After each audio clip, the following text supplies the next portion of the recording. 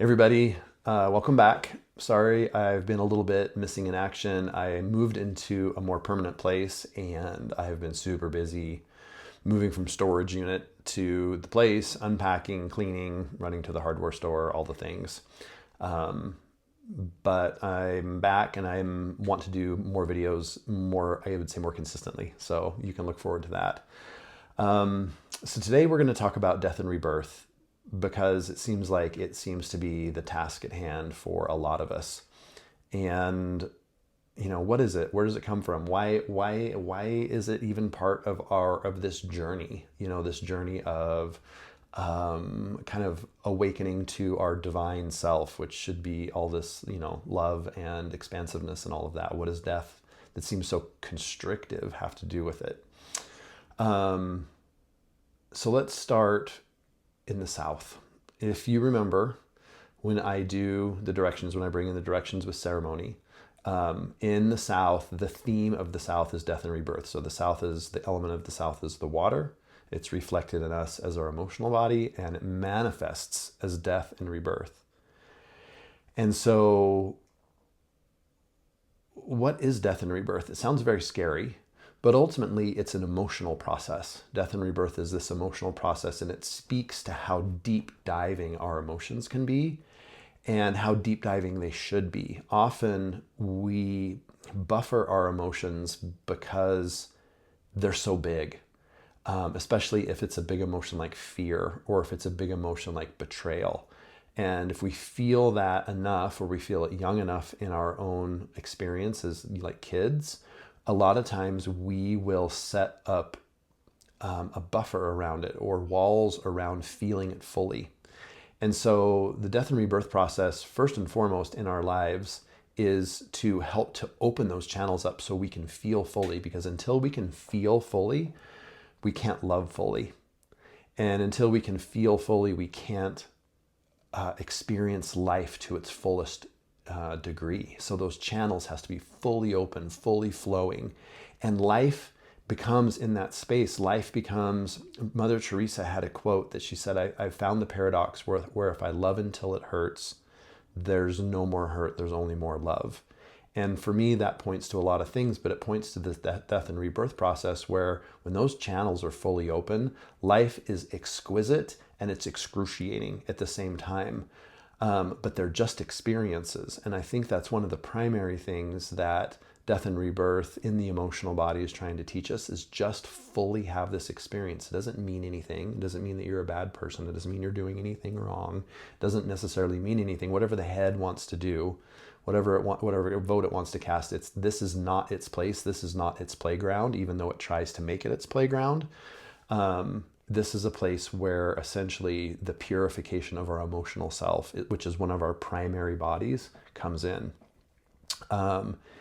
And when it comes to death and rebirth, one of the primary things that it's also teaching us as it pertains to our emotions is how to let go.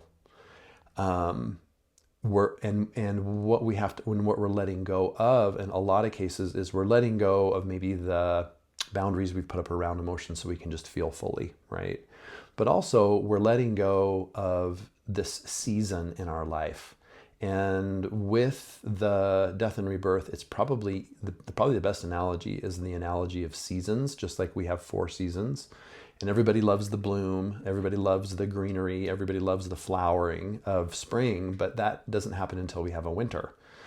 And those kind of seasons happen in our life. And in this lesson of letting go, what we're letting go of is we're letting go of the season that is over, but we're also partially letting go of, or a lot letting go of, what is coming. Because even if we wanted to skip spring and go straight to summer, it's not going to happen. And so we're letting go of what comes next. And there is a little bit of a caveat to that, because if part of what we are leaving in the past, the old season, has to do with us being complacent, or it has to do with some kind of inactivity or not being involved enough in a particular aspect of our life, then this new season that's coming in, that could be what is dying. And then this new season that's coming in could have us be more actively, a more active participant. And so it's not this black and white thing where this new season is just, oh, we're just going to surrender to it and surrender all the things and just allow it to unfold, which sometimes that is very appropriate. But there are other times where it's like, I'm surrendering to this new way, and this new way is really calling me to be more active. And so there's this letting go and the surrender that is built in and is a big part of the emotional body.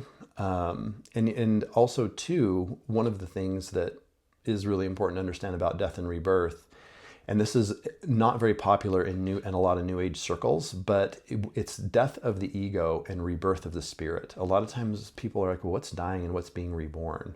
Well, it's not the death of the ego and a rebirth of the ego. But what happens is a lot of times when people go through their death, as they're going through it, they're like, well, I'm going to craft a new version of me the way that feels best to me. I'm going to do what is most empowering. Well, at first blush, there's nothing wrong with that. But we really have to question that, because is that just more ego coming through trying to regain its footing? That's definitely something that we have to consider when we're going through a death and rebirth process, because it is death of the ego and rebirth and birthing of the spirit, not more ego. It's rebirthing into the spirit. And a lot of times spirit looks very different than ego. A lot of times spirit isn't maybe as popular, maybe not as sexy, maybe not, as you fill in the blank. And so this process of letting go and going from one season to the next is probably the nuts and bolts, if you will, of the death and rebirth process. And how do we want to be with that? Because it's not a black and white way. It's not be this way or be that way. It's what's leaving and what is being called upon me, and how to show up in this new chapter of my life.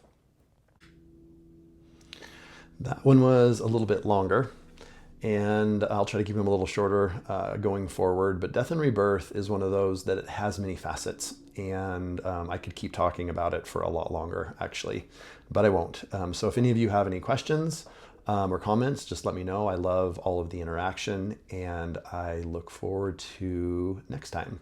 See you then.